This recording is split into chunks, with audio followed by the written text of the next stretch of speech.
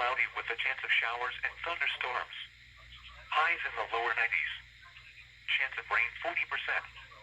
Monday. There we are, finally.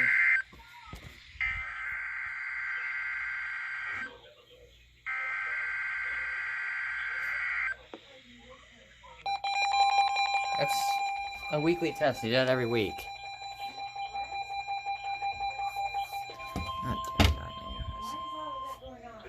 They test it every Wednesday. Oh. The preceding signal was a test of the weather radio station KIG 86 Columbus, Ohio public warning system. During potentially dangerous weather situations, specially built receivers can be automatically activated by the signal to warn of the impending hazard. Tests of the signal and receiver's performance are normally conducted by the National Yeah, it's static every time. I can't do anything about that. each Wednesday. If there is a threat of severe weather, the test will be postponed to the next available good weather day. Reception of this broadcast, and especially the warning alarm tone, will vary at any given location.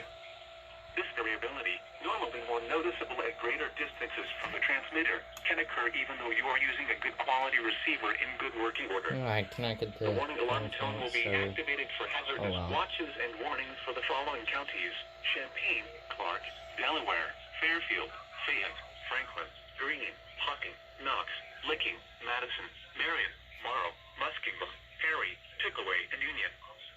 This concludes the weekly test of weather radio station KIG 86 Columbus, Ohio.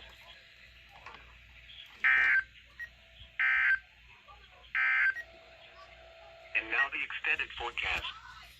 Tuesday night, mostly clear. oh, there was Guy 86. Yeah, everything did go off, by the way. Another fierce noise is the 250 with my 249. I don't know why it does that, but Partly cloudy. it definitely does not like my 249.